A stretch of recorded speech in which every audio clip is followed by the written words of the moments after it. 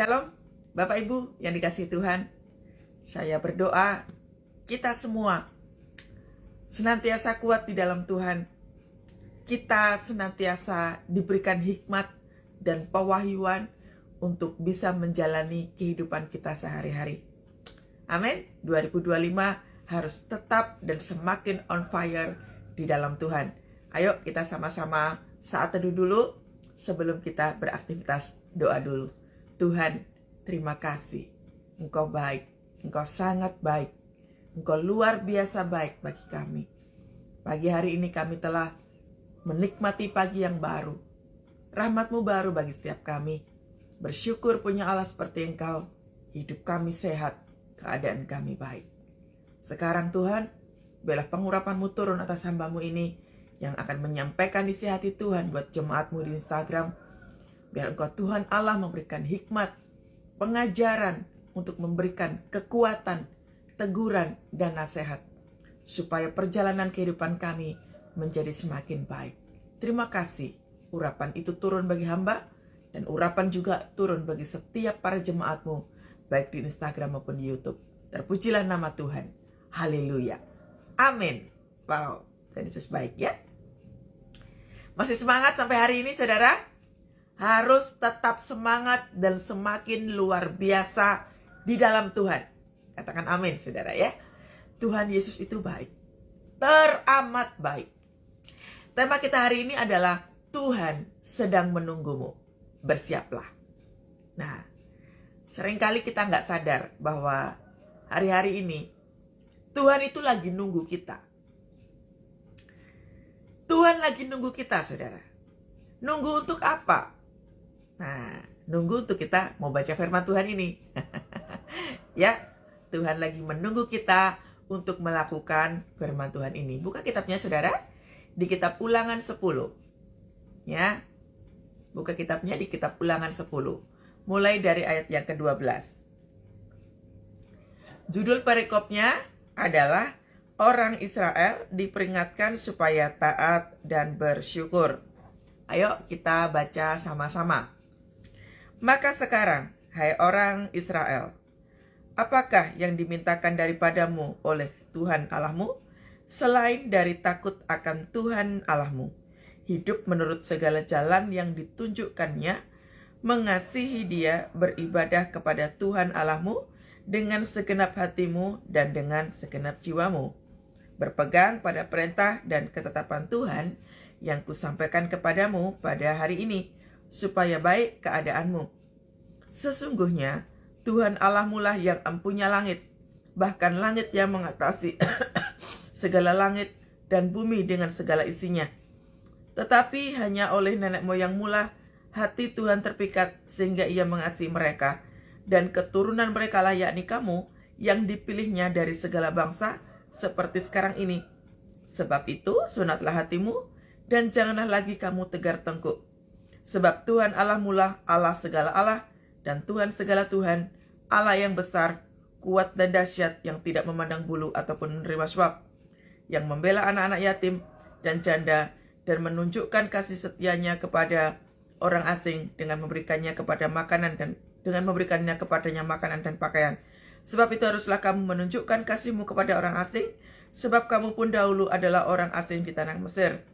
Engkau harus takut akan Tuhan Allahmu, kepadanya haruslah engkau beribadah dan berpaut, demi namanya haruslah engkau bersumpah. Dialah pokok-pokok pujianmu dan dialah Allahmu, yang telah melakukan di antaramu perbuatan-perbuatan yang besar dan dahsyat, yang telah kau lihat dengan matamu sendiri. Sampai di sini dulu saudara. Balik lagi ke ayat berikutnya ya, ayat sebelumnya ya. Maka sekarang, nah, kalimat awal itu penting. Kalau ada Tuhan berfirman, nah, itu penting kan? Maka sekarang, nah itu kata waktu. Jadi itu adalah suatu keterangan waktu, ya. Berarti dilakukan sekarang ini. Maka sekarang. Nah, jadi kalau baca firman Tuhan, dilihat kalimat pertamanya. Karena itu biasanya kata kunci. Dikatakan apa? Maka sekarang, hai orang Israel. Orang Israel itu kita, ya, kita. Apakah yang dimintakan daripadamu oleh Tuhan Allahmu selain, garis bawahi, selain dari takut akan Tuhan Allahmu? Hidup takut akan Tuhan itu apa toh? Takut itu, yang dimaksud takut itu tuh bukan takut untuk nggak berani ketemu. Takut ini bicara tentang ketaatan. Takut bicara tentang tunduk. Takut itu bicara tentang pertobatan. Jadi takut di sini bukan berarti tidak berani ketemu sama Tuhan, tetapi takut itu menaruh rasa hormat, tunduk kepada Tuhan, memiliki rasa takut. Nah itu tunduk kepada Tuhan, menghormati Tuhan, menghormati hukum dan ketetapannya, itu takut. Nah, kalau kita nggak punya rasa takut itu yang seperti apa? Berhenti berdoa itu berarti udah nggak punya rasa takut sama Tuhan. Protes sama Tuhan berarti engkau nggak takut sama Tuhan. Menghujat Tuhan yang lainnya, seperti orang-orang di luar sana lagi ribut tentang bahasa roh, tanpa kau sadari engkau sedang tidak takut terhadap Tuhan. Datang terlambat waktu ibadah minggu, datang terlambat waktu melayani, engkau tidak menaruh hormat kepada Tuhan. Nah, jadi di sini yang diminta sama Tuhan dalam hidup kita itu adalah hidup takut. Jadi punyai rasa hormat di hadapan Tuhan. Kita tuh siapa toh saudara? Kita tuh bukan siapa-siapa. Tuhan mau tolong kita atau enggak, itu ya suka-sukanya Tuhan. Tuhan mau mengabulkan doa kita atau tidak, suka-sukanya Tuhan. Justru dalam situasi-situasi yang seperti ini, memiliki rasa takut itu perintah Tuhan. Jadi mau dijawab doanya atau enggak, ditolong atau enggak, Tuhan memperhatikan atau enggak, Tuhan mendengarkan doa kita atau enggak, itu suka-sukanya Tuhan. Tapi yang dituntut dari kehidupan kita secara pribadi adalah menaruh rasa hormat, menghormati Tuhan, menghormati peraturan dan ketetapannya, hidup takut akan Tuhan. Nah, itu yang Tuhan mau. Jadi jangan dibalik.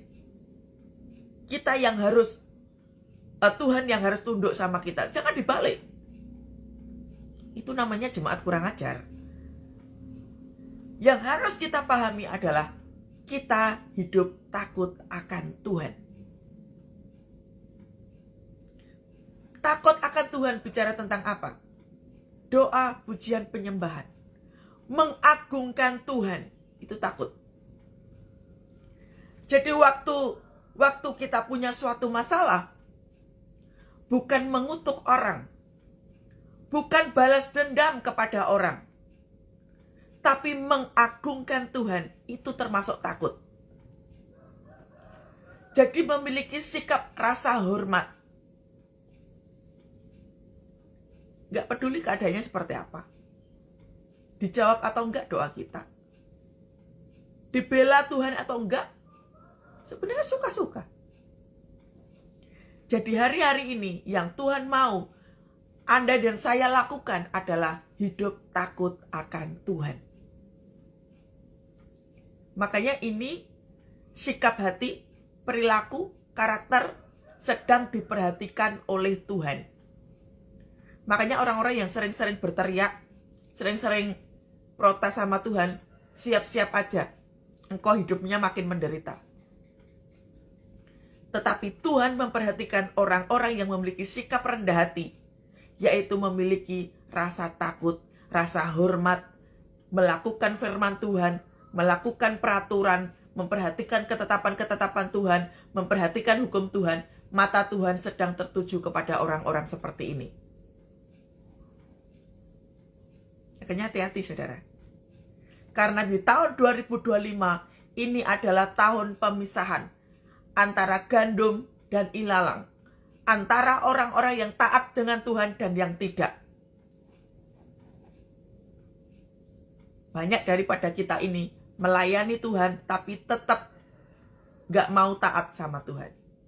Banyak orang yang sudah melakukan saat teduh, doa, pujian penyembahan, baca firman Tuhan, tapi tetap gak taat sama Tuhan. Masih banyak.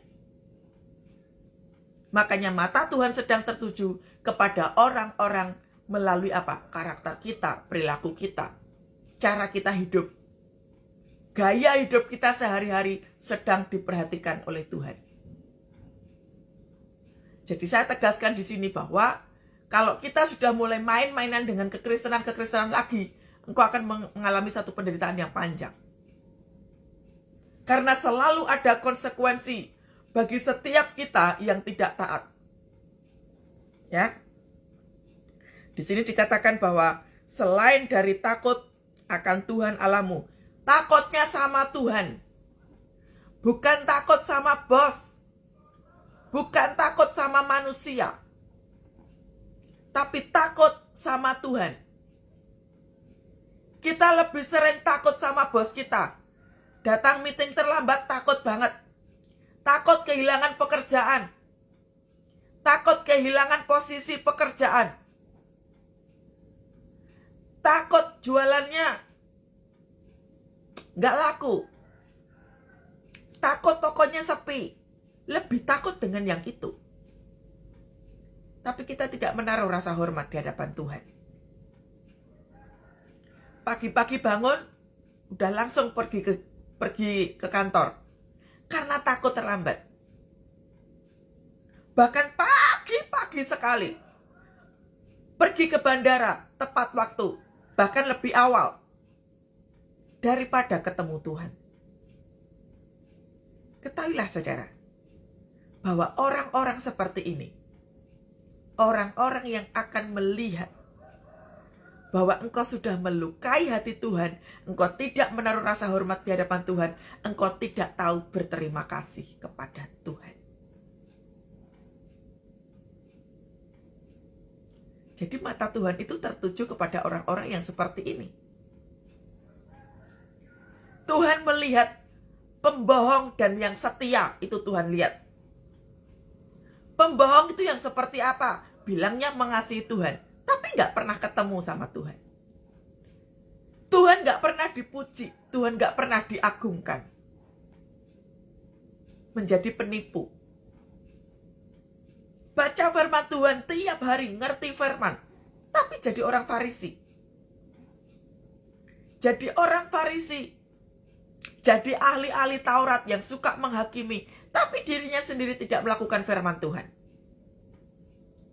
Mata Tuhan tertuju kepada orang-orang yang seperti ini. Konsekuensinya tunggu aja. Pasti kau akan terima konsekuensi daripada ketidaktaatan dan hidup tidak takut akan Tuhan. Jadi di sini jelas banget bahwa Tuhan minta kita memiliki rasa takut hanya kepada Tuhan Allahmu. Bukan bos, bukan kehilangan pekerjaan, bukan takut karena kehilangan uang, kehilangan kesempatan. Mata Tuhan tertuju kepada itu. Hidup menurut segala jalan yang ditunjukkannya. Lihat, segala jalan yang ditunjukkannya. Masih ada yang protes bahwa Tuhan tidak pernah memberikan pertolongan? Anda nggak ngelihat. Ada jalan yang selalu diberikan oleh Tuhan. Karena mata kita itu tertuju kepada penyediaan, maka kita nggak melihat adanya jalan yang ditunjukkan Tuhan. Jalannya apa? Selalu jalan pertama itu adalah pertobatan. Itu jalan loh. Contoh, engkau mengalami bangkrut. Tuhan lagi mau buka berkat lewat tangannya sendiri. Engkau bangkrut karena usahamu mungkin gak jujur. Usahamu mungkin gak baik. Cara mendapatkan kekayaan itu gak baik. Tuhan mau menyelamatkan kita. Tuhan mau memberkati langsung dari tangan Tuhan. Makanya diizinkan untuk apa? Habis, hancur. Di situ Tuhan menunjukkan jalannya. Apakah jalannya itu? Pertobatan. Karena mata kita tertuju kepada bangkrut itu tadi, makanya kita tidak tahu apa yang menjadi keinginan Tuhan. Padahal pertobatan itu adalah jalan. Makanya dikatakan di kitab Yohanes, dialah jalan kebenaran. Mengenal Yesus secara pribadi itu seperti menemukan jalan keselamatan. Makanya sangat menderita kalau kita tidak mengutamakan pertobatan. Utamakan pertobatan. Tuhan itu mengasihi kita. Makanya kalau sesuatu hal terjadi dalam hidup kita, ada yang membahayakan dalam hidup kita, Tuhan pasti kasih jalan. Dan jalan yang pertama pasti pertobatan. Itu jalan pertama pasti. Makanya kalau terjadi sesuatu hal, respon pertama mesti benar. Kalau engkau gak minta ampun dulu sama Tuhan, engkau gak akan pernah tahu apa yang sedang terjadi. Jadi waktu terjadi sesuatu hal, respon pertama kita mesti benar. Dan yang Tuhan mau adalah pertobatan. Makanya di firman Tuhan ini dikatakan apa? Yang diminta daripada kita, bukan engkau cepat-cepat, ayo cepat-cepat cari duit, supaya keadaanmu baik. Ayo cepat-cepat cari pekerjaan, supaya engkau gak jadi pengangguran. Ayo cepat-cepat engkau pergi ke dokter, supaya engkau cepat sembuh. Enggak. Kebanyakan daripada kita sukanya melakukan itu. Cepat-cepat melakukan perubahan apa yang hilang. Makanya stres toh. Makanya pusing sendiri toh. Ngerti dulu apa yang Tuhan mau. Jadi waktu keadaannya chaos, keadaannya tidak siap kita untuk menerimanya, yang Tuhan mau adalah lakukan yang ini. Hidup takut akan Tuhan, lalu hidup menurut jalan yang ditunjukkannya. Berarti selama ini kita nggak menaruh rasa hormat. Berarti selama ini hidup kita nggak takut sama Tuhan. Kita lebih mengutamakan pekerjaan kita. Kita lebih mengutamakan pelayanan kita. Kita lebih mengutamakan kesenangan-kesenangan pribadi kita. Kita tidak mengutamakan Tuhan lebih dari segalanya. Makanya syaratnya adalah sekarang ini Tuhan, mata Tuhan tertuju kepada kita semua. Perilaku kita dilihat sama Tuhan. Cara kita hidup dilihat sama Tuhan. Semua hal yang kita lakukan sehari-hari lagi dilihat sama Tuhan. Apakah kita memiliki rasa takut? Takut tadi apa? Hormat. Takut tadi itu apa? Memiliki ketaatan. Mengutamakan Tuhan, itu hidup takut akan Tuhan. Melakukan firman Tuhan, itu hidup takut akan Tuhan. Terus yang kedua adalah melakukan apa yang hidup menurut jalan yang ditunjukkannya. Tiap hari itu Tuhan kasih kita petunjuk. Petunjuk pertama pasti apa? Pertobatan. Tobat aja dulu. Jangan buru-buru cari pekerjaan, jualan sana sini, menyibukkan diri dengan kegiatan-kegiatan. Pertobatan itu yang pertama. Fokuslah pada pertobatan. Percayalah, orang-orang yang fokus pada pertobatan gak mungkin kok akan gak bisa makan. Gak mungkin. Dia Allah yang menyediakan, sudah dibilangin. Dia Tuhan Allah yang menyediakan. Makanya matanya jangan tertuju pada penyediaan dan pertolongan. Ini loh, ikuti saja Tuhan bicara apa. Pertobatan terlebih dahulu. Makanya jangan stres. Stres itu kita yang bikin, saudara. Bukan karena situasinya sulit. Kita yang bikin. Kita sibuk dengan urusan pribadi kita. Tuhan buka jalan. Jalan pertama, makanya lihat. Jalan pertama itu bukan langsung jualan, langsung cari pinjaman, bukan langsung cari dokter supaya cepat sembuh, atau rujuk sama pasangan, bukan itu. Itu nanti Tuhan pasti tolong. Tapi jalan yang pertama adalah pertobatan. Kau harus sadar bahwa engkau tidak memiliki rasa hormat, engkau nggak takut sama Tuhan selama ini, engkau meninggalkan Tuhan selama ini, itu benahi terlebih dahulu. Kita sedang menunggu mujizat, tapi Tuhan sedang menanti kita itu ini. Hidup takut, hidup taat, dibenahi tiap pagi, cari Tuhan atau enggak. Makanya kenapa kita stres berkepanjangan, karena kita menunggu mujizat terus-menerus. Sementara kita ini sebagai pelaku firman enggak diperbaiki cara hidupnya. Makanya stres sendiri kan. Jangan nunggu semuanya itu. Kalau udah stres berkepanjangan, nanti kau akan makin susah. Itulah pentingnya melakukan doa pujian penyembahan saat teduh tiap hari dilakukan, supaya kita tahu jalan mana yang Tuhan sudah buat. Tuhan itu selalu buat saluran, saudara. Nggak pernah ada ceritanya, lihat tokoh-tokoh Alkitab yang ada di sini. Ini bukan dongeng. Ini semua adalah panutan. Makanya disebut dengan tokoh Alkitab. Ini panutan. Yusuf sebelum dipakai Tuhan, ditaruh di posisi sebagai penguasa Mesir, dia harus lewati apa? Proses, toh? Nggak ada di situ Yusuf protes sama Tuhan. Dia tetap memegang satu integritas, yaitu takut akan Tuhan. Makanya hidupnya diberkati. Makanya fokusnya jangan pada penyediaan. Lihat cerita Yusuf. Yusuf disediakan sama Tuhan. Disediakan apa? Nggak cuma makanan, minuman, pakaian, bukan itu. Tapi yang disediakan Tuhan apa? Pembelaan, kepandaian, hikmat, pewahyuan. Bahkan karunia-karunia lainnya diberikan kepada Yusuf. Yusuf bisa menafsirkan mimpi.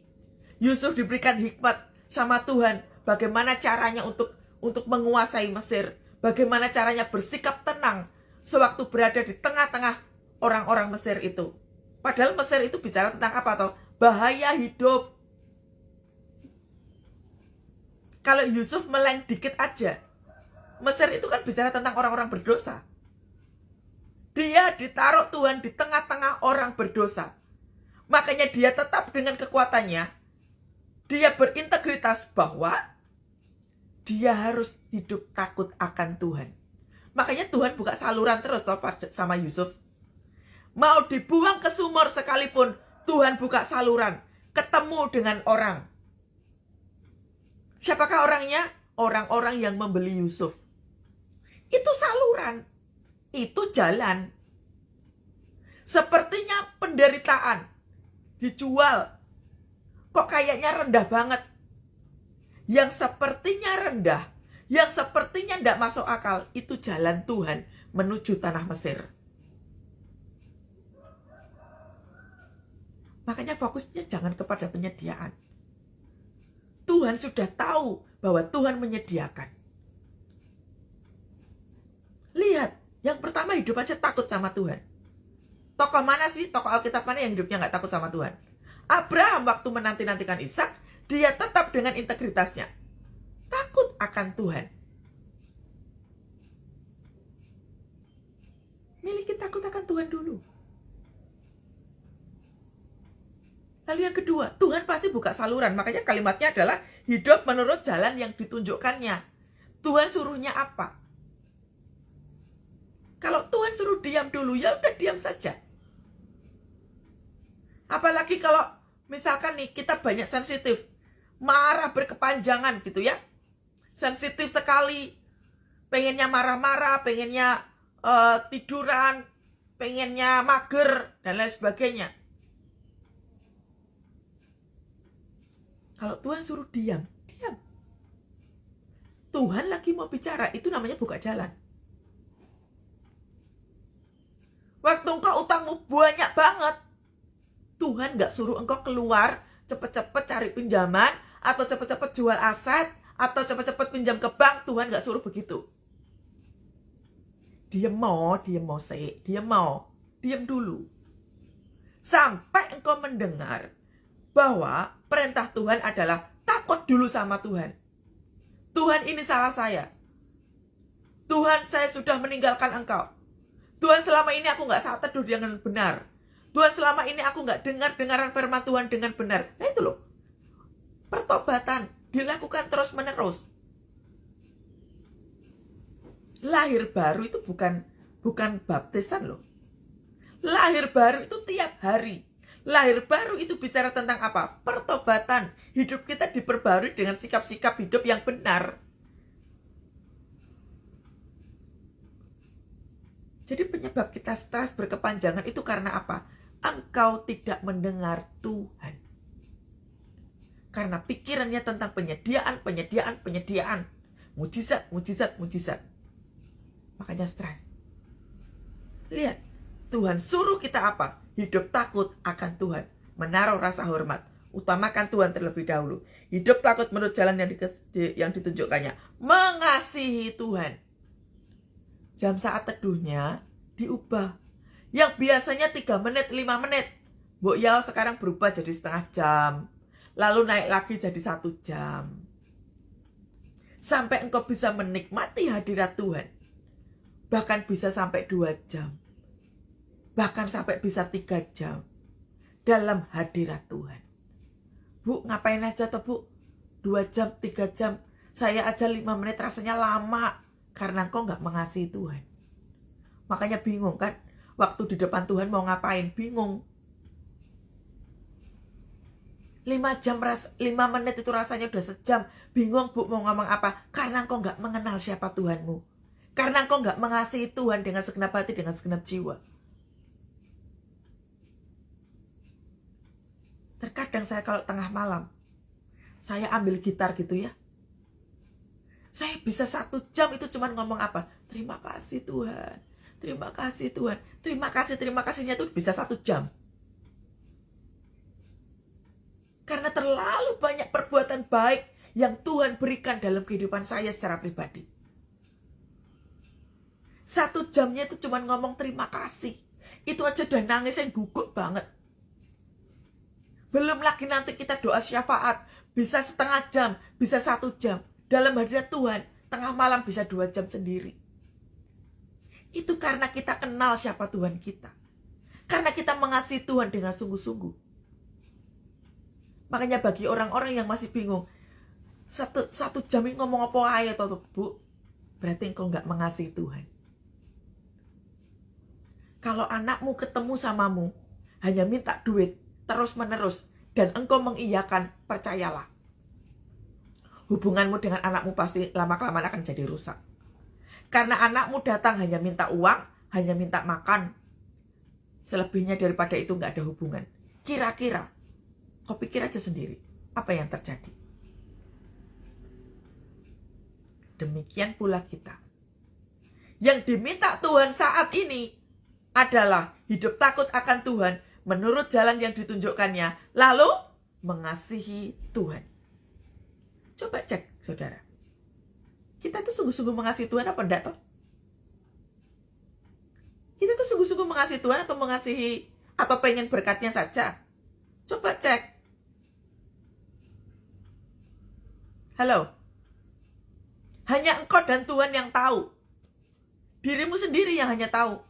Mengasihi Tuhan dengan sungguh-sungguh atau enggak? Ibadah minggu mainan HP, menurut Anda mengasihi Tuhan? Ibadah minggu datang telat, menurut Ngana mengasihi Tuhan kah? Gak mau mengampuni, egois, marah-marah melulu, mengasihi Tuhan kah? Bikin bisnis gak jujur, bikin kwitansi palsu, mengasihi Tuhan kah? Itu yang dipertanyakan sama Tuhan. Makanya 2025 Tuhan tidak main-main. Ini masa pemisahan. Yang gandum pasti akan dipisahkan dari ilalang. cara kita hidup diperhatikan sungguh-sungguh hari-hari ini. Kalau engkau terus-menerus menantikan mujizat, Tuhan akan terus menunggu engkau bertobat. Sebelum kau bertobat, mujizat pasti nggak terjadi. Mujizat pasti nggak terjadi. Bertobat terlebih dahulu, ya. Beribadah kepada Tuhan Allahmu dengan segenap hatimu dan dengan segenap jiwamu. Beribadah dengan segenap hati. Yang tukang-tukang telat-telat kalau ibadah minggu, bertobat engkau. Jangan jadi penipu. Aku mengasihi Tuhan. Aku sudah berdoa. Tapi Tuhan belum jawab doaku. Yo, kamu tukang telat. Anda tukang telat kalau ibadah. Anda nggak pernah memberkati Tuhan lewat persembahan. Anda nggak menjadi pelaku firman. Yang kau pikirkan hanya kebutuhanmu pribadi, kebutuhan pribadi. Tanpa disadari, kita jadi penipu. Makanya kita suka ditertawakan, maaf ya. Suka ditertawakan sama iblis. Karena iblis berhasil membuat kita apa? Datang telat. Iblis berhasil membuat kita apa? Gak serius mengasihi Tuhan. Iblis mentertawakan kita karena apa? Happy banget. Kita jadi menghujat Tuhan.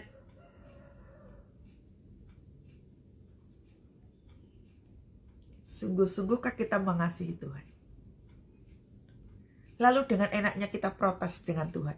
Mengklaim seolah-olah kita sudah melakukan apa yang menjadi kehendak Tuhan. Apa iya? Saat teduhnya cuma 3 menit, 5 menit. Itu pun isinya cuma apa? Nangis aja, meratapi nasib. Tapi Tuhannya nggak diagungkan. Nangismu karena apa? Nangismu karena engkau sedih karena keadaanmu buruk? Atau nangismu karena hadirat Tuhan? Ayo. Dicek. Sekarang kita itu dicek, saudara. Jangan jadi Kristen tahun 10 tahun yang lalu, 12 tahun yang lalu. Udah gak berlaku yang kayak begitu. Nangismu karena apa tiap hari ini? Meratapmu waktu berada dalam hadirat Tuhan. Meratapmu karena jiwa-jiwa atau karena utangmu. Meratapmu karena pasanganmu selingkuh atau karena jiwa-jiwa. Itu dilihat loh sama Tuhan. Engkau nangis karena apa? Engkau meratap karena apa? Makanya yang dinanti-nantikan Tuhan ini. Di kitab Ulangan 10 pasal ayat yang ke-12 ini. Berarti no. Saya pun melakukan itu. Sama, saya juga melakukannya. Hidup takut akan Tuhan. Tuhan lagi buka saluran. Ikuti saja. Kalau salurannya itu ndak enak. Pagi-pagi kau harus bayar harga. Bangun pagi, muji nyembah Tuhan. Itu saluran di mana Tuhan lagi mau berkati kita. Jangan tidur. Tuhan lagi mau buka saluran baru. Buka, saudara. Bukalah saluran itu di pagi-pagi. Supaya hidupmu diberkati. Hidup saya juga diberkati. Bayar harga. Jangan banyak alasan, capek lah, ngantuk lah, malas lah, mager lah, lagi sakit lah. Siapa bilang kalau lagi sakit terus gak sakit doh? Tuhan lagi buka saluran. Makanya keadaan kita gak berubah karena salurannya gak kau buka.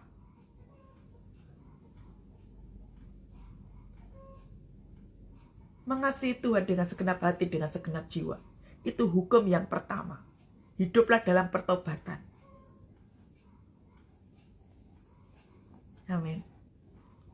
Hidup dalam pertobatan itu tuh mengandalkan Tuhan. Jangan mengandalkan duit. Jangan mengandalkan manusia. Hiduplah dalam pertobatan. Jangan tunggu Anda lumpuh secara tubuh, secara jiwa, secara roh. Bangkitinnya susah. Anda mau cari 1.000 pendeta, 10.000 pendeta di ujung dunia ini. Kalau tubuh, jiwa, dan rohmu lumpuh semua-semuanya, engkau butuh effort yang besar untuk bangkit. Susah enggak kayak gitu? Makanya kalau dalam kondisi waras kayak begini, lakukan. Kalau tubuh, jiwa, dan roh, ini yang konseling sama saya udah banyak banget. Karena apa? Ambruknya karena apa? Sepele banget sih. Nggak pernah ibadah. Minta sama Tuhan, Tuhan aku minta pekerjaan yang bagus. Dikasih sama Tuhan. Habis itu hilang. Tuhan aku berdoa supaya bisnisku lancar. Dikasih sama Tuhan. Habis itu hilang. Tuhan aku berdoa dapat pasangan. Aku menikah, dapat pasangan. Habis itu diberikan sama Tuhan. Habis itu nggak ibadah. Hilang. Kalau udah terima pertolongan dan engkau hilang, siap-siap saja. Begitu saluran itu ditutup sama Tuhan, engkau nggak bisa apa-apa. Saluran itu ditutup pada waktu apa tuh? Pada waktu keadaannya udah berbahaya kitanya.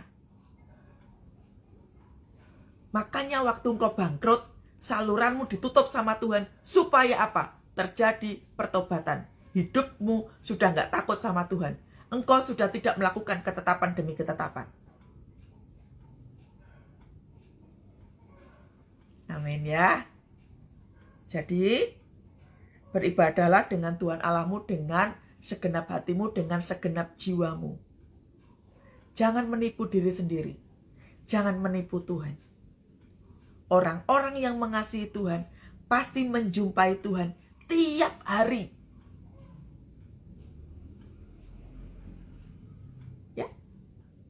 Berikutnya, berpegang pada perintah dan ketetapan Tuhan yang kusampaikan kepadamu pada hari ini, supaya baik keadaanmu. Baik keadaan ini bicara tentang apa?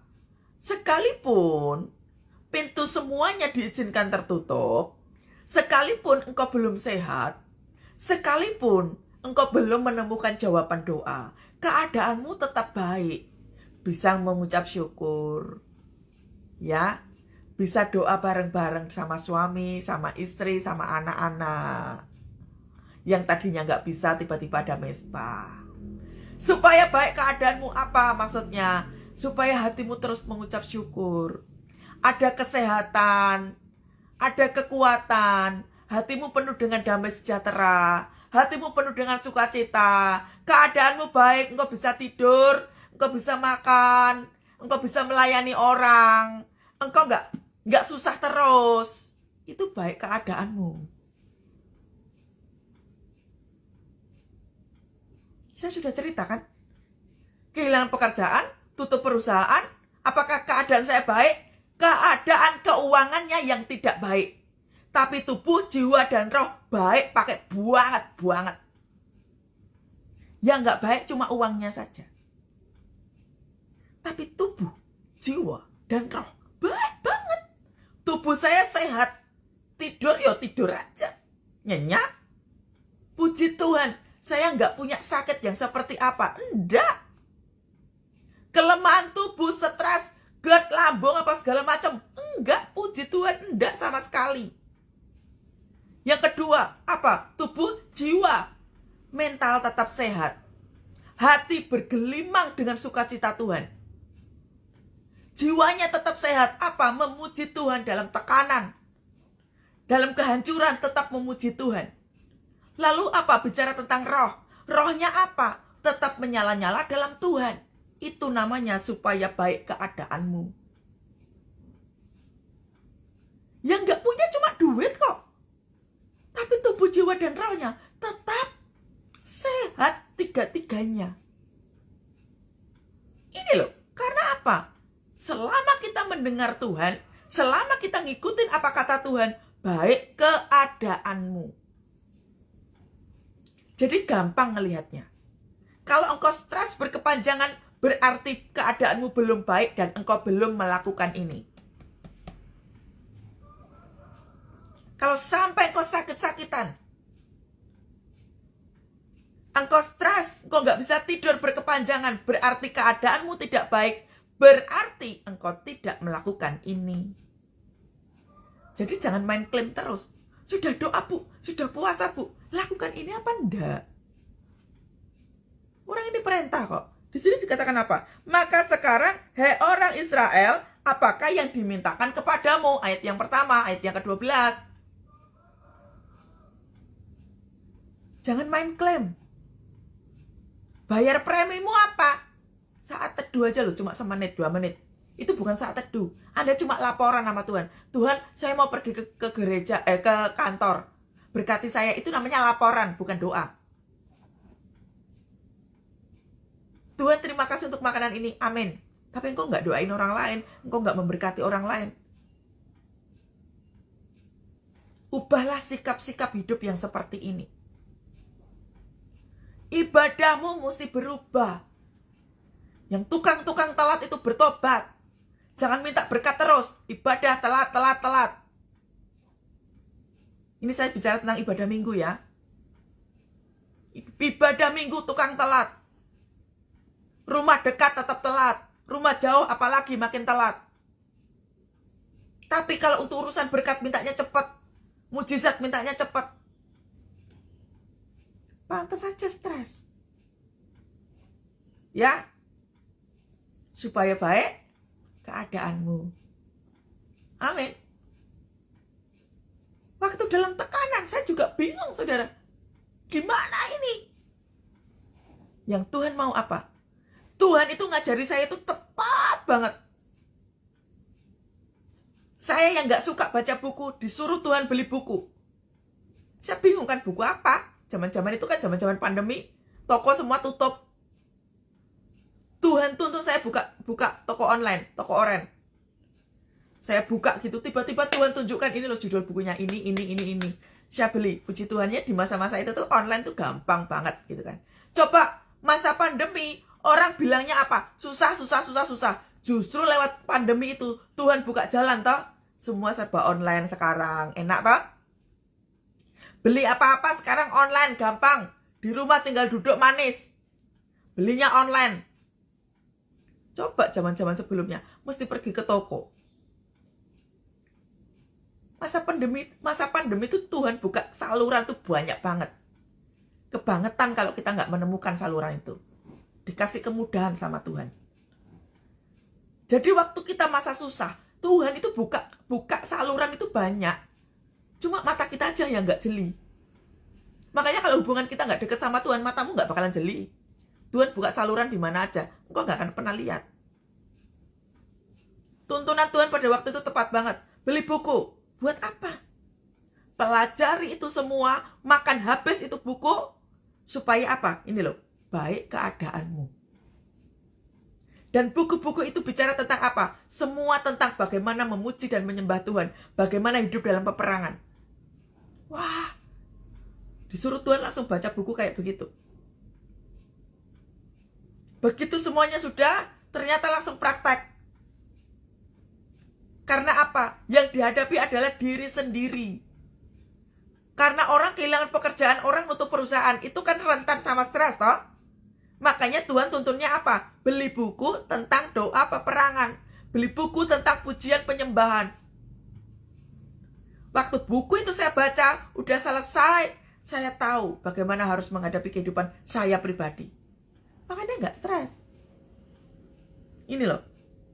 Berpegang pada perintah dan ketetapan Tuhan yang kusampaikan kepadamu pada hari ini supaya baik keadaanmu. Makanya waktu proses, manut saja. Ikuti saja. Tuhan suruhnya apa? Saya waktu disuruh baca buku juga nggak ngerti saudara. Hidup susah kok malah suruh baca buku. Taat saja. Sekalipun engkau nggak paham maksud Tuhan, taat saja. Begitu sudah dibaca bukunya, disuruh praktek sama Tuhan. Dan pada akhirnya saya mengerti, oh saya harus menghadapi rasa frustrasi saya, stres saya, ketakutan saya, ketidakberdayaan saya lewat buku-buku itu. Habis buku itu sudah, ketemu sama jiwa-jiwa, nguatin jiwa-jiwa. Kemudian suruh beli buku lagi, bukunya sudah judulnya lain. Tentang buku psikologi. Nah, saya baca lagi. Ketemu jiwa-jiwa lagi. Yang banyak stres, yang banyak sakit mental. Ketemu sama itu, pelajari. Learning by doing. Loh, ikutin tuntunan tak? Begitu ketemu dengan jiwa-jiwa yang seperti itu, hidup saya diberkati Tuhan. Makanya barang siapa memprioritaskan kebutuhan Tuhan, Tuhan mengutamakan prioritas kita. Nih. Tuhan itu gak mau dipiutangi, saudara. Makanya banyak orang gak tahu tentang hukum tabur. Banyak orang pelit hari-hari ini. Mikirin diri sendiri. Pelit. Engkau punya posisi pekerjaan tinggi, tapi pelit. Pelit di sini gak bicara tentang uang ya. Gak hanya uang. Engkau pelit waktu, tenaga, pikiran, kepandaian. Engkau gak bagiin kepada orang lain. Mbok makan sendiri. Makanya jangan heran, akhirnya engkau tumbang.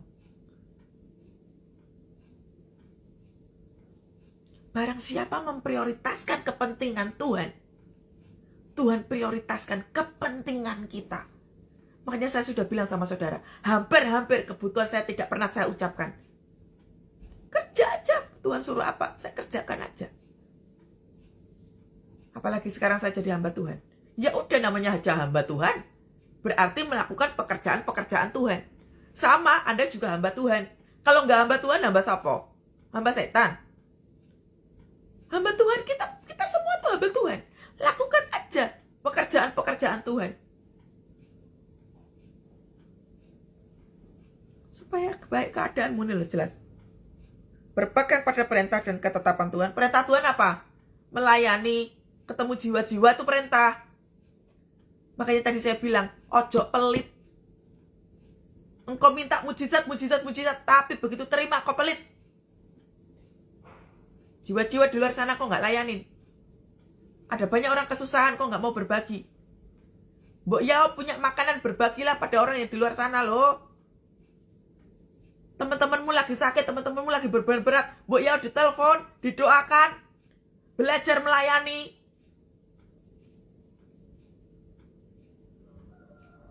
Jangan cari kekayaan untuk diri sendiri. Lama-kelamaan itu merobohkan hidupmu.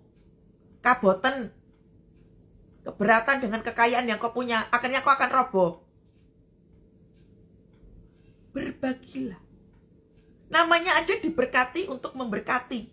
Kebanyakan daripada kita tuh paling seneng quotes ini, diberkati untuk memberkati, tapi gak bisa jadi pelakunya.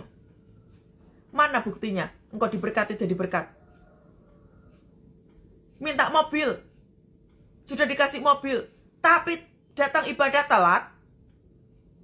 Punya mobil, tapi tetanggamu gak mau jemput, diajak ke gereja kayak atau gimana. Mobilmu hanya kau pakai buat foya-foya, buat senang-senang. Makanya jangan jadi pribadi yang pelit, ya ampun.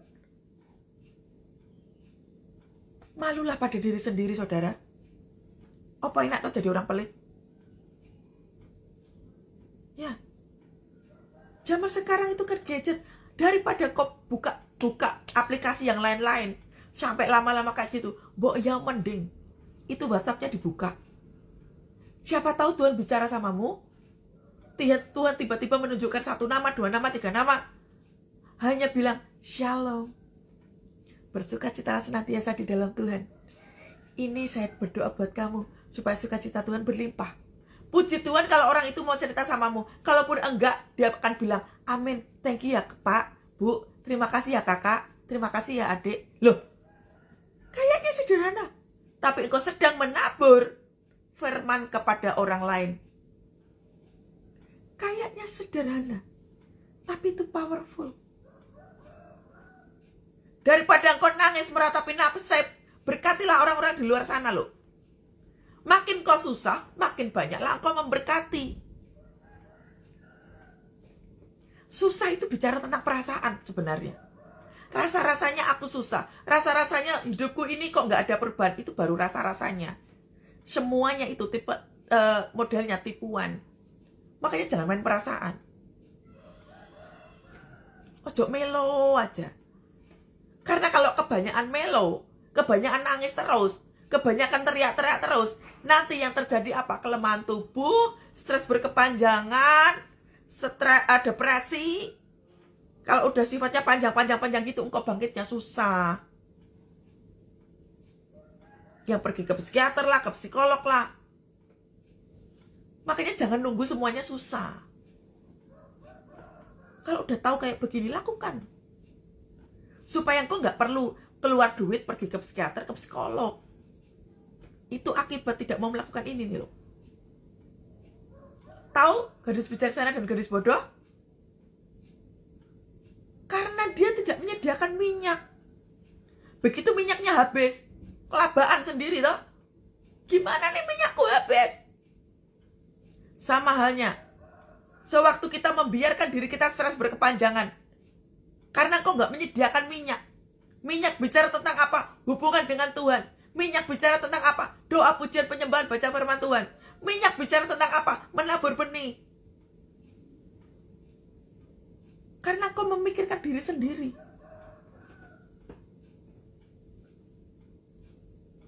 Ya. Kalau dunia itu mengajarkan bahwa orang-orang yang stres itu karena apa? Karena nggak bisa kelola emosi dengan benar. Itu betul. Tapi bagaimana supaya itu tidak terjadi? Ini loh. Begitu engkau waras, lakukan ini. Firman Tuhan jelas banget. Lakukan ini pada hari ini supaya baik keadaanmu. Tuhan itu tahu bahwa kalau kita stres berkepanjangan, engkau nanti akan larinya ke obat. Kalau engkau stres berkepanjangan, engkau larinya ke dokter. Kalau engkau stres berkepanjangan, engkau akan larinya ke psikolog, ke psikiater.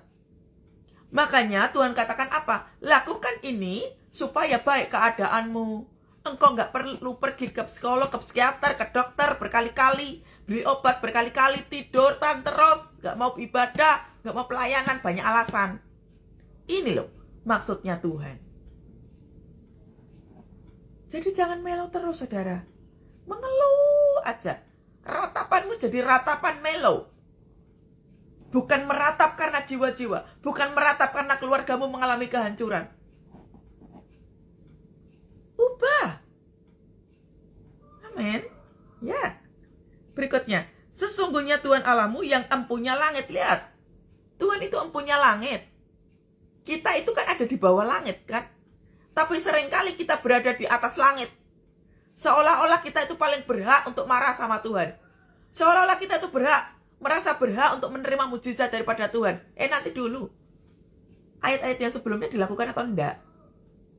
Sesungguhnya Tuhan Allahmu yang empunya langit, bahkan langit yang mengatasi segala langit, dan bumi dari segala isinya.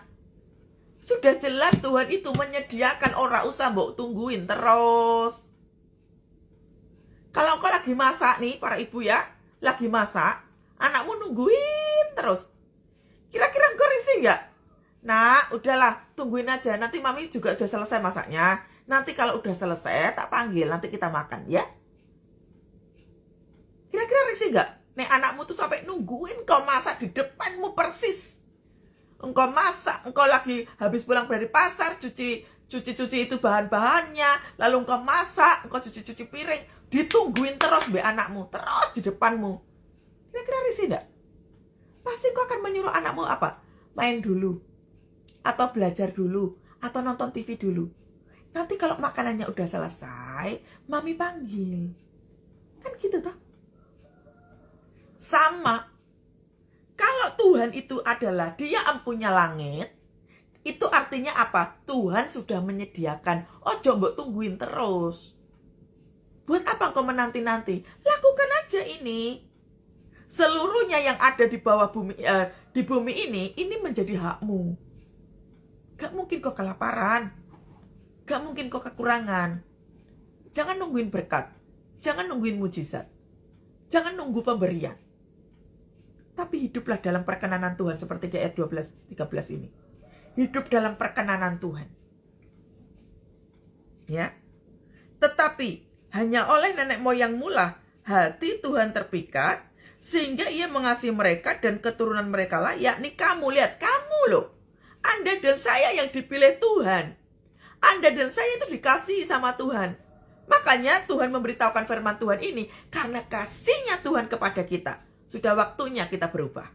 Dengan kata lain tuh kayak gitu. Itu satu. Yang kedua, ini bicara tentang apa? Hanya oleh nenek moyangmu lah hati Tuhan terpikat sehingga ia mengasihi mereka. Jangan hidup di bawah kutuk. Kutuk yang dibawa oleh nenek moyang kita, ayo bereskan dulu. Kutuk perceraian, kutuk kemiskinan, kutuk sakit penyakit, kutuk keserakahan, okultisme, bereskan dulu. Karena kita lagi mau dipilih sama Tuhan. Kalau kita tuh miskin terus, besar kemungkinan kutuk kemiskinan ada pada kita. Makanya bebaskan. Karena engkau dan aku, Anda dan saya lagi dipilih sama Tuhan supaya kita nggak miskin terus. Supaya kita jadi saluran berkat buat orang-orang di luar sana yang membutuhkan pertolongan. Jangan hidup di bawah kutuk. Caranya bagaimana, Bu? Lepaskan. Pergilah ke gereja yang ada pelayanan pelepasan. Amin. Anda kan sudah tahu ya, beberapa kali saya setiap saat itu saya selipkan tentang kutuk. Makanya pelajari dengan sungguh-sungguh. Jangan hidup di bawah kutuk. Kalau sudah tahu garis keturunanmu itu ada yang bercerai, berarti engkau harus mempertahankan diri supaya keturunanmu yang berikutnya jangan merasakan yang sama. Makanya berjuanglah itu. Ini dikatakan apa? Tetapi hanya oleh nenek moyangmu lah hati terpikat, ia mengasihi mereka, keturunan mereka, yakni kamu. Berarti kita ini yang sedang diperhadapkan. Contoh katakanlah, kita belum terlepas dari kutuk. Berarti Tuhan lagi pilih kita supaya apa? Berhenti kutuk itu di garis kita. Paham saudara? Berhenti kutuk keturunan di garis kita. Jadi supaya anak-anak kita tuh gak ngalami kutuk yang sama dengan nenek moyang. Bereskan dulu. Caranya bagaimana? Hidup dalam pertobatan udah pasti. Yang kedua, Anda membutuhkan hamba-hamba Tuhan untuk melakukan pelepasan. Lepaskan dulu. Tapi yang terpenting adalah hidup dalam pertobatan. Dilepaskan lagi sama Tuhan. Anda itu dipilih sama Tuhan. Lihat loh. Yakni kamu yang dipilihnya dari segala bangsa. Loh, lihat toh. Yang dipilihnya dari segala bangsa seperti yang sekarang ini. Jadi waktu kalau engkau hari ini engkau sakit, sekalipun engkau belum sembuh, Tuhan lagi pilih engkau loh. Dengar baik, engkau yang mengalami sakit. Sakit apa saja. Mau sakit berat, mau sakit apapun, Tuhan lagi pilih kamu. Supaya apa? Beritahukanlah kebaikan Tuhan selama engkau sakit. Orang-orang di luar sana yang sakit-sakit itu akan menjadi kuat kembali. Dan Tuhan akan bertanggung jawab dengan kesehatanmu. Just do it. Lakukan, saudara.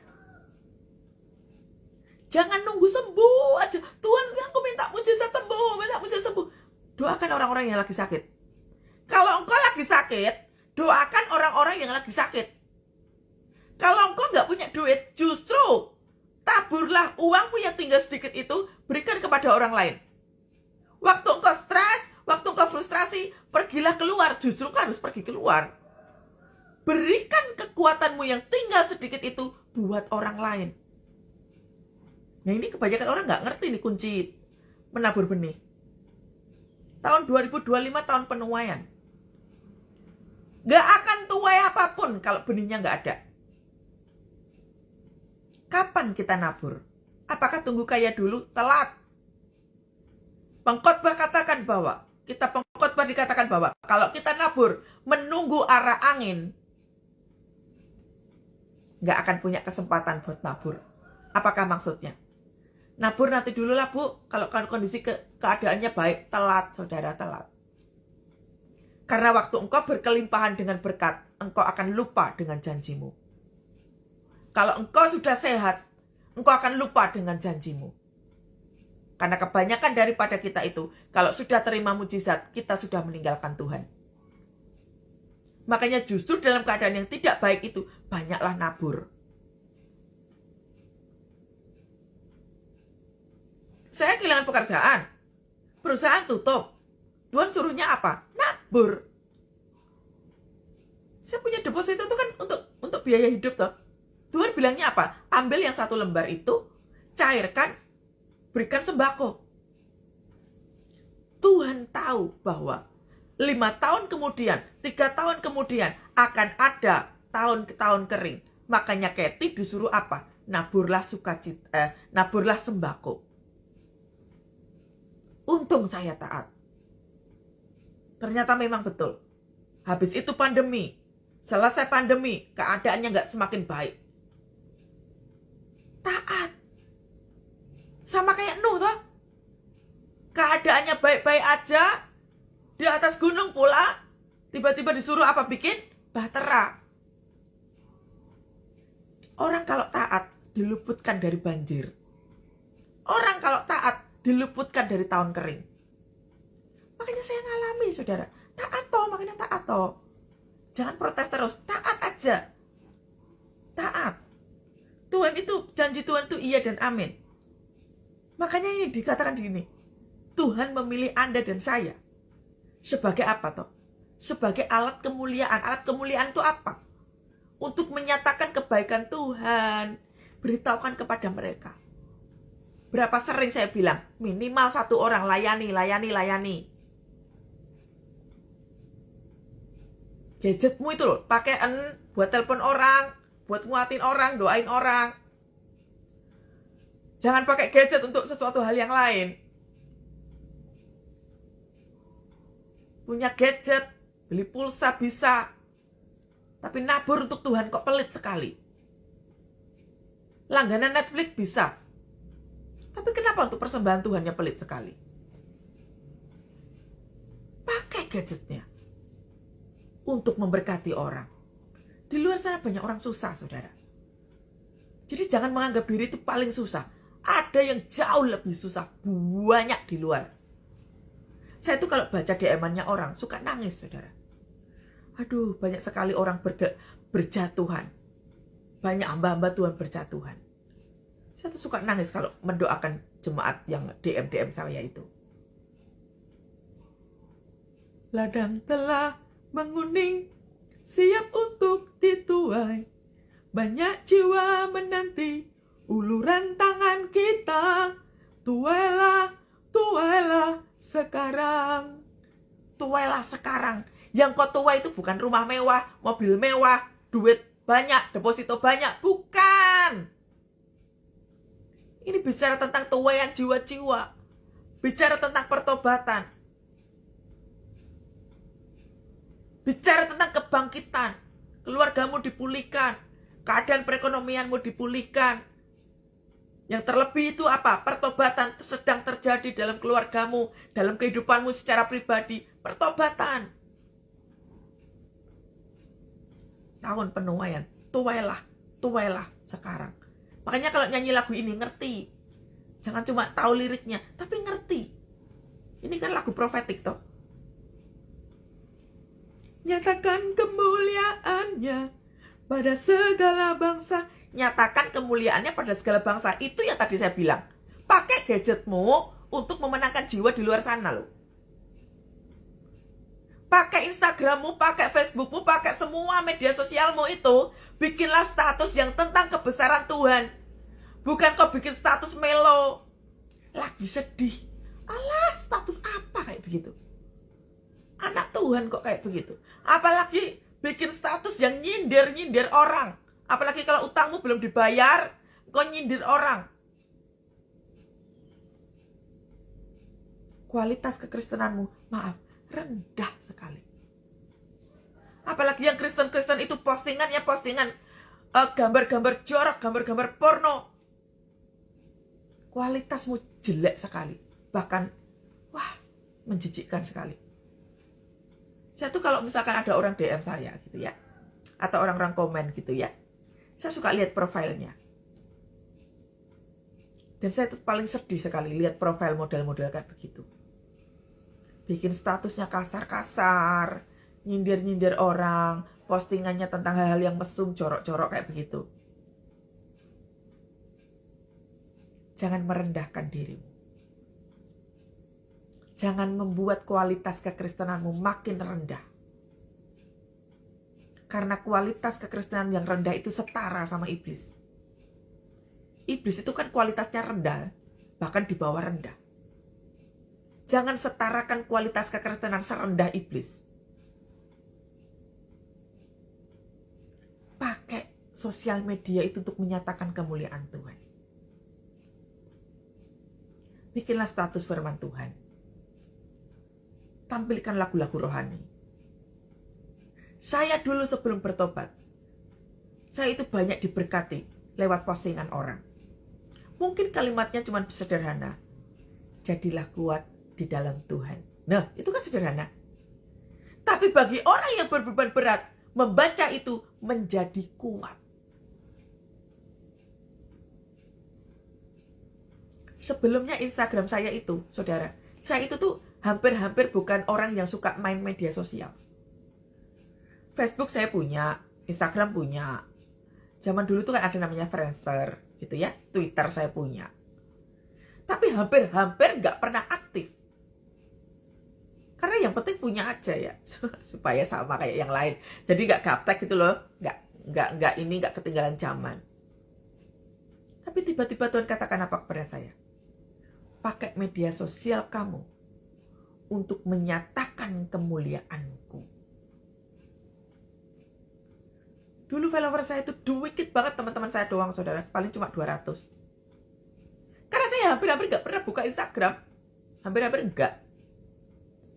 Postingan-postingan ya postingan-postingan biasa. Dengan keluarga, ya lagi makan bareng, liburan bareng, sama teman-teman gereja, sama teman-teman kantor. Cuma gitu aja postingan-postingannya. Ya pada umumnya kayak gitu. Tapi pakailah itu. Begitu Tuhan kok kasih tahu. Pakai itu untuk menyatakan kemuliaanku. Nyatakan kemuliaannya pada segala bangsa. Biar kuasanya dinyatakan berlimpah. Postingan yang hanya sekedar bilang, kuatkanlah dan teguhkanlah hatimu. Biasa saja kalimatnya. Begitu dibaca pada orang yang tepat. Saya masih ingat sekali. Waktu itu saya bikin satu postingan di video. Tiba-tiba orang yang mau bunuh diri itu sempat-sempatnya dia lihat video saya dan dia berhenti membatalkan untuk bunuh diri. Dia langsung DM saya. Nah, ikuti makanya. Jangan cuma mikirin diri sendiri.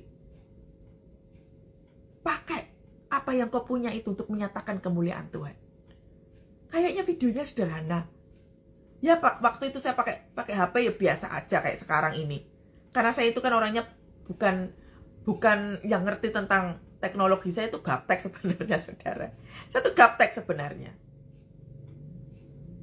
Di zaman-zaman yang seperti ini, pakailah apa yang kau punya itu untuk menyatakan kemuliaan Tuhan. Tiap pagi bikin status di WhatsApp tentang kebaikan Tuhan. Kok saat teduh apa? Posting aja. Jangan pakai itu semua buat nyindir orang. Kualitasmu jelek, setara sama iblis. Jangan posisikan itu. Apalagi kalau misalkan kayak anak-anak muda itu ya, postingan-postingan memvideokan diri nangis gitu ya. Ini tipe-tipe orang yang cari perhatian. Ngapain kayak begitu? Justru kalau engkau lagi berkesusahan, nyatakan kemuliaan Tuhan terus menerus. Engkau lagi doa, engkau lagi pujian penyembahan, engkau dapat apa dari Tuhan, tulis itu di statusmu. Orang kayaknya nggak nge-like, tapi orang bisa diberkati. Saya itu jarang nge-like postingan orang, saudara, tapi saya sering diberkati. Sering banget saya diberkati. Bahkan saya pernah loh, saudara, di titik rendah saya, pas lagi sedih-sedihnya, pas lagi kehilangan kekuatan, saya buka Instagram, pas banget. Pas banget. Ada orang itu posting gambar itu loh, gambar lion gitu ya, gambar lion gitu. Terus di belakangnya itu adalah gambarnya itu. Saya itu bukan orang seni, tapi saya nangkep rema daripada gambar itu. Saya bisa nangis berjam-jam gara-gara gambar itu. Saya bisa nangis sampai sekuat hati saya nangis gara-gara gambar lion yang di belakangnya itu gambar Yesus gitu. Terus di belakangnya itu ada gambar orang, gambar dirinya. Saya tuh bisa nangis. Tuhan bicara kepada saya lewat postingan itu. Artinya apa toh? Kita itu lion. Lion man, kita itu lion. Bukan tukang melo, bukan tukang takut, bukan tukang khawatir. Kamu lion, Kathy. Buat apa kau meratapi nasib? Kau lion, Kathy. Jelas banget itu ada di telinga saya. Saya nangis. Saya langsung DM sama orang itu. Terima kasih buat postingannya. Gambar ini membangkitkan semangat saya. Tuhan Yesus memberkati. Lihat. Dia mungkin cuma suka aja itu gambar. Gak ada captionnya, gak ada tulisan apa-apa. Cuma ditaruh aja, mungkin bagus. Tapi Tuhan bisa bicara lewat gambar itu. Mau jadi berkat gak saudara? Lakukan itu. Media sosialmu itu, pakailah untuk memberkati orang lain. Kalaupun bu, gak ada yang nge-like, gak usah lihat followers. Saya pun melayani juga gak peduli followers saya berapa, saya gak peduli.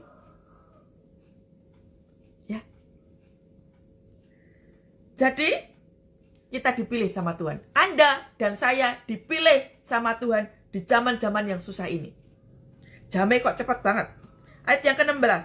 Sebab itu, sunatlah hatimu dan janganlah lagi kamu tegar tengkuk ini. Sunat hati bicara tentang pertobatan dan jangan tegar tengkuk, ojo ngeyel terus. Nek dikandani Tuhan, kalau diberitahukan Tuhan, tidak usah ngeyel. Tapi bu, soalnya orang itu menyakiti saya susah mengampuni. Itu namanya tegar tengkuk. Ah bu, malas banget. Saya punya suami kayak begini, tukang selingkuh. Itu kalau engkau gak berdoa, berhenti berdoa, engkau tegar tengkuk. Udahlah gak usah doa-doaan. Percuma juga doa. Tuhan gak dengerin. Itu tegar tengkuk. Datang ibadah minggu, tegar tengkuk. Kalau tetap telat, itu tegar tengkuk. Udah telat, pulangnya cepat. Itu tegar tengkuk. Ya. Puji Tuhan kalau kesindir. Puji Tuhan kalau kesindir dan berubah. Tapi menjadi bebal kalau udah disindir tapi gak mau berubah. Ya. Sunatlah hatimu. Hiduplah dalam pertobatan. Gak usah ikut-ikutan sama yang lain saudara. Yang lain yang mau melakukan apa aja. Teman-temanmu mau melakukan apa aja. Tetanggamu mau melakukan apa aja. Biarkan. Hidup dalam pertobatan. Tidak usah melu-melu. Tidak usah ikut-ikut. Hidup dalam pertobatan. Sebab Tuhan Allah mula Allah yang segala Allah. Tuhan segala Tuhan. Allah yang besar, kuat dan dahsyat. Yang tidak memandang bulu ataupun menerima suap. Tuhan gak bisa ditipu. Jangan coba-coba kita tuh manis di mulut. Tuhan tetap tahu. Karena mata Tuhan itu tertuju kepada kita. Makanya tadi di ayat yang pertama tadi diingetin sama Tuhan toh. Kalau kita nggak memiliki rasa takut sama Tuhan, makanya orang-orang yang stres berkepanjangan itu, maaf sekali, engkau membiarkan dirimu stres berkepanjangan. Engkau tidak melatih dirimu untuk hidup takut sama Tuhan. Makanya susah untuk bangkit. Nah, makanya supaya tidak terjadi stres berkepanjangan, hiduplah takut akan Tuhan. Mengikuti jalan yang ditetapkan oleh Tuhan. Mengasihi Tuhan. Mengasihi Tuhan dengan segenap hati, dengan segenap jiwa. Ini loh, udah jelas banget dilakukan ya. Yang membela hak anak yatim dan janda dan menunjukkan kasihnya kepada orang asing dengan memberikannya kepadanya makanan dan pakaian. Ini loh 18 nih tadi yang saya bilang, ojo pelit. Ini loh yang saya bilang ini. Ini perintah loh, bukan perintahnya Kathy loh. Ini perintah. Membela anak yatim. Di luar sana banyak orang kesusahan. Ojo mikir diri sendiri. Ya, hari ini praktek. Kalau di Muslim ada Jumat berkah. Kalau kita diberkati untuk memberkati, berarti nggak cuma hari Jumat. Tiap hari engkau diberkati, Anda dan saya diberkati. Ayo memberkati. Hari ini ya, setelah saat teduh selesai, praktek ya saudara. Praktek. Berkati orang lain. Entah kau membelikan makanan, entah kau nelpon orang, doain orang, entah kau tanya kabar, ngajak minum kopi, ngobrol. Atau engkau bikin masakan bagi ibu-ibu yang suka masak kayak saya. Bikin masakan, gak usah banyak-banyak, yang bikin aja secukupnya. Kau jalan ke komplek, kau berikan kepada orang yang tepat. Ayo, berkati. Belajar memberkati. Tuhan udah katakan loh, yang membela hak anak yatim dan janda dan menunjukkan kasihnya kepada orang asing dengan memberikan kepadanya apa? Makanan dan pakaian. Yang ada padamu apa? Berikan. Kalau engkau pintar misalkan, pintar menyulam gitu ya, ajari orang-orang nyulam. Siapa tahu sulamannya itu bisa dijual. Kalau engkau pintar masak, ajari orang masak. Siapa tahu orang itu bisa bikin warung. Nah, ya, berbagi kepandaian. Saya itu paling suka, saudara, ngajak orang ngopi. Paling suka. Hampir tiap hari, saudara. Ya, saya tuh bikin hampir tiap hari saya tuh ketemu sama orang ngopi. Saya tuh paling suka ngopi, saudara. Ngajak ngobrol. Ya, kuatin orangnya. Ya bayar harga. Beli kopi 2. Gitu ya, paling berapa sih? Paling cuma 100.000. Ya udah tabur. Oh, Tuhan tahu kok mau menabur. Gak mungkin akan berkekurangan, gak mungkin. Saya dapat berkat, kalau saya pelayanan kan dapat PK tuh. Ya udah saya pakai, saya tabur buat apa? Ngajak ngopi, ngajak ngobrol, ya, beli makan aja, yang sederhana-sederhana aja. Ya, Bu Yohana bisa datang ke Jakarta, saya ajak ngopi, Bu. Gak mau saya kalau suruh ke Semarang. Bu Yana yang datang ke Jakarta. Ya. Ayo. Waduh, ini jamnya cepat banget ya. Sebab itu haruslah kamu menunjukkan kasihmu kepada orang asing. Sebab kamu pun dahulu adalah orang asing di tanah Mesir. Ini loh. Ayat 19 itu bicara tentang apa, saudara? Diberkati untuk memberkati. Kita itu udah diampuni dosanya. Udah diberkati dengan kesehatan, udah diberkati dengan keluarga yang baik, pasangan yang baik, mbok ya ojo pelit ya. Nah, kayak Bu Rika tuh bikin masakan, dibagi-bagi. Nah, kayak begitu. Ya. Jadi, haruslah engkau menunjukkan kasihmu. Kasihnya diberikan. Perhatikan kasih kayak tadi tuh loh ya, mendoakan orang, nguatin orang ya. Ojo pelit, saudara. Pelit itu enggak enak. Pelit jangan nunggu, memberkati jangan nunggu kaya. Nanti enggak ada kesempatan. Orang kalau enggak ada kesempatan apa? Keburu sakit. Duitmu habis buat bayar rumah sakit. Coba kalau waktu sehat, engkau memberkati orang-orang, enggak bakalan sakit. Jangan nunggu miskin. Kalau kita berkelimpahan, berkati orang, jangan nunggu miskin. Nanti enggak ada kesempatan. Justru waktu engkau berkelimpahan, waktunya engkau memberi. Justru pada waktu engkau berkekurangan, waktunya engkau memberi. Jadi baik berkekurangan ataupun berkelimpahan, tetaplah memberi. Jangan hilang kesempatan. Karena kalau udah kesempatannya hilang, udah gak bisa apa-apa lagi. Ya? Tak usah melo ya, saudara ya. Engkau harus takut akan Tuhan Allahmu. Kepadanya haruslah engkau beribadah dan berpaut. Dan demikianlah harusnya engkau bersumpah. Dialah pokok pujian-pujianmu dan dialah Allahmu yang telah melakukan di antara perbuatan-perbuatan yang besar dan dahsyat yang telah kau lihat dengan matamu sendiri. Nanti tiap hari, saudara. Tiap hari Anda akan melihat namanya mujizat kuasa Tuhan bekerja. Makanya saudara, ayo kuat di dalam Tuhan. Tiap hari engkau akan melihat kedahsyatan tangan Tuhan itu. Amin. Ayo kita doa sama-sama. Saudara, Tuhan itu lagi nunggu kita. Seringkali kita nunggu mujizat. Betul? Tapi Tuhan gak lagi itu. Kita nunggu mujizat. Tapi Tuhan menunggu kita untuk melakukan kitab Ulangan 10 tadi. Jadi makanya mujizat gak terjadi.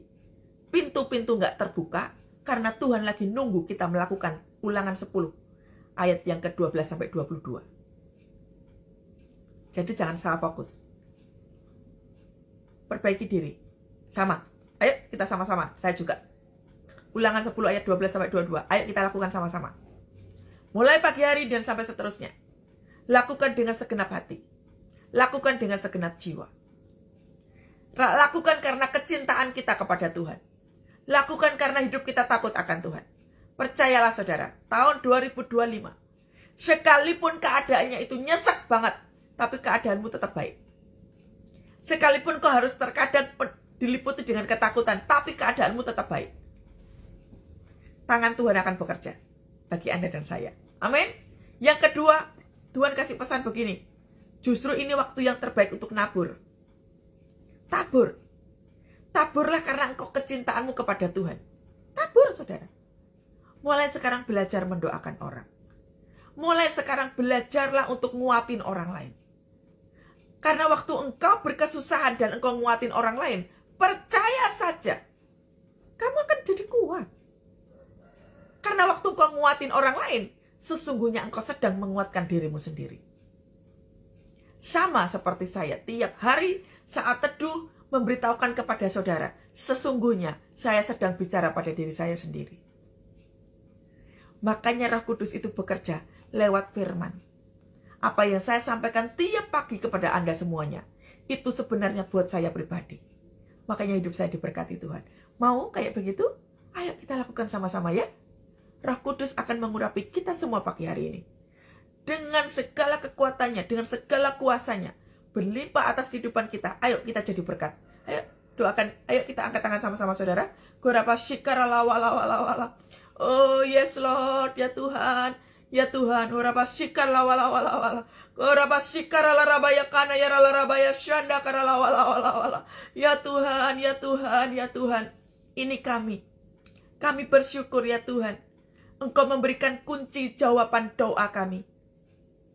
Ulangan 10 ayat 12 sampai 22 itu adalah jawaban, kunci jawaban yang selama ini kami nanti-nantikan. Tuhan, mulai pagi hari ini kami mau belajar praktek melakukan ulangan 10 ayat 12 sampai 22 ini. Kami mau praktek. Tolong setiap kami ya Tuhan, supaya kami bersiap untuk melakukan apa yang Tuhan perintahkan pagi hari ini. Kami bersyukur ya Tuhan, buat pengajaran-Mu pagi hari ini. Bukan sekedar pengajaran teori, tapi kami mau praktek. Hamba-Mu mau praktek ya Tuhan. Untuk hidup takut akan Tuhan. Untuk hidup mau dituntun sama Tuhan. Untuk hidup yang mau mengasihi Tuhan dengan segenap hati, dengan segenap jiwa. Kami mau membela hak anak yatim. Kami mau memberikan kehidupan kami untuk orang lain. Kami mau memberkati jiwa-jiwa ya Tuhan. Kami mau menolong sesama ya Tuhan. Kami mau dipakai Tuhan dahsyat ya Tuhan. Supaya segala kehidupan kami baik keadaannya ya Tuhan. Terima kasih Bapak, terima kasih. Kami butuh tuntunan Tuhan.